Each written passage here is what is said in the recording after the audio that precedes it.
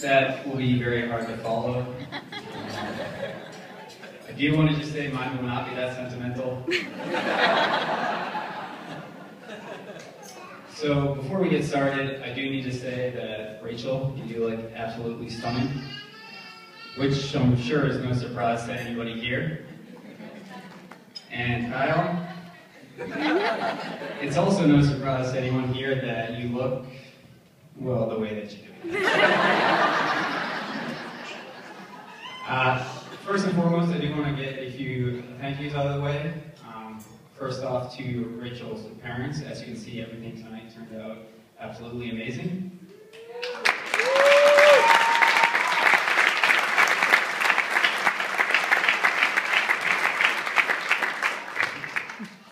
And secondly to Kyle's parents for everything they've helped out with today and for hosting your rehearsal dinner last night.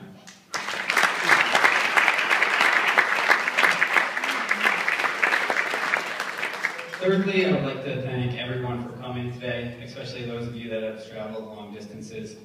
I know travel can be difficult, especially with the recent increase in flight prices.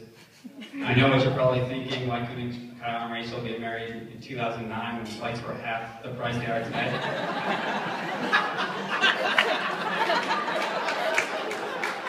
And I would say that's a fair question.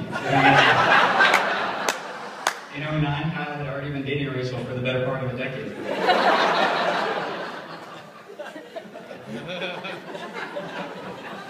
Now, as proper wedding etiquette indicates, a groomsman should always make sure he looks worse than the groom on the day of his wedding. So for making a blatant commitment to that tradition, I would like to thank groomsman Rogan O'Hanlon.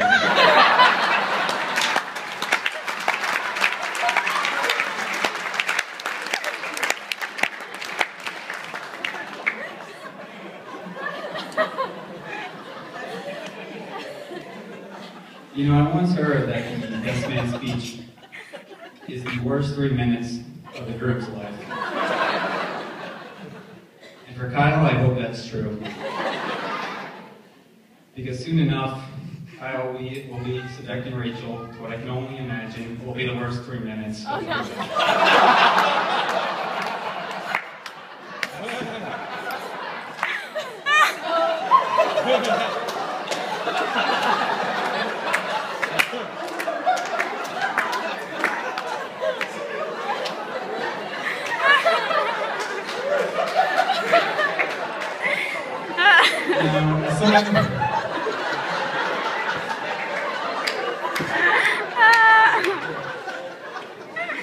As some of you are aware, Kyle and Rachel do have some different qualities.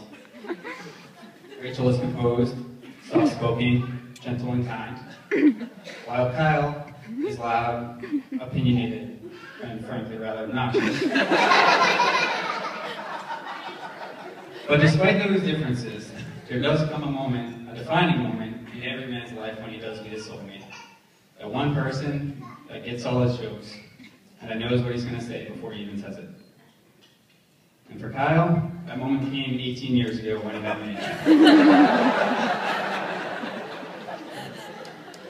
Now, I feel lucky to have known Kyle for that long. So my goal tonight is to share with you some of my knowledge about Kyle now. And I hope that all of you will feel like you know Kyle a little bit better after tonight. And since I'm aware Kyle will never again invite me to speak in a public forum, I guess I won't hold anything back. Although I do realize I am the only thing between you and an open bar. So I will try to keep this short. Just like Kyle.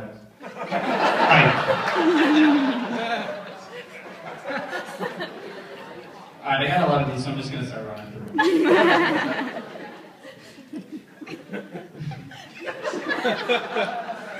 I watched and memorized every episode of SpongeBob SquarePants until the age of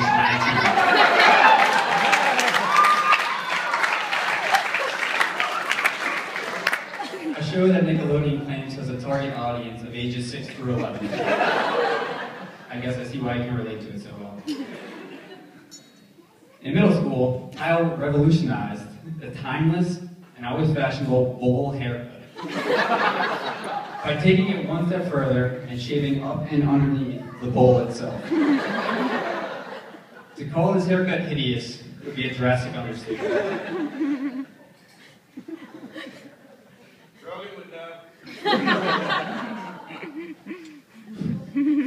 Kyle is the only person I know whose voice cracked into his 20s. We're still waiting to see if that will ever stop. One year for Halloween, Kyle and I dressed up to an Aladdin theme. To this day, Kyle was the best looking Princess Jasmine. In his defense, he didn't have the perfect body for it.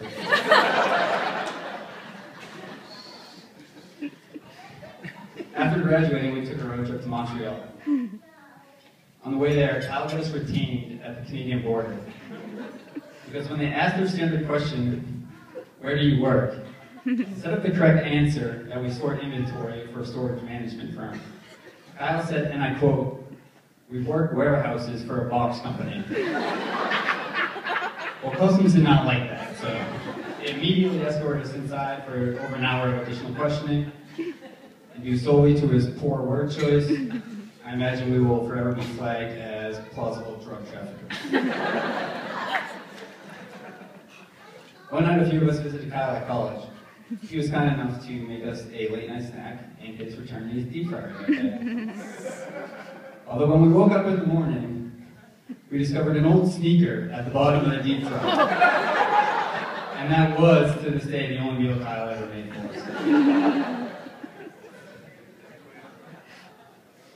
After college, Kyle landed his first big job where he worked for a medical device division of a major corporation, where his sole task was testing urinalysis machines. Now, I can't imagine a better job than analyzing urine all day, but according to Kyle, this job did have its perks. For instance, Kyle used to leave work in the middle of the day to go play golf. That must have been nice.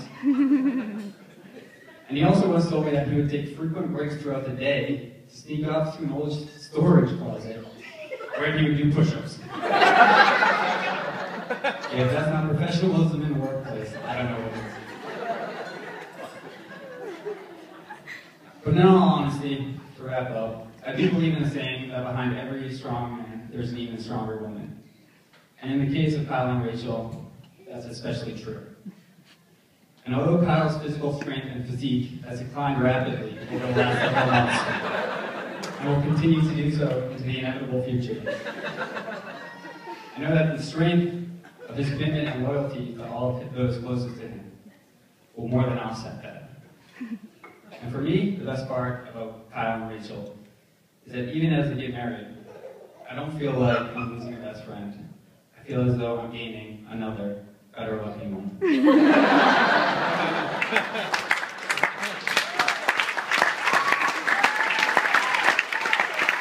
So with that, if everyone could join me in the toast. Alright, I don't have a glass. To Kyle, the best friend a guy could ask for, and to Rachel, his beautiful bride. Cheers.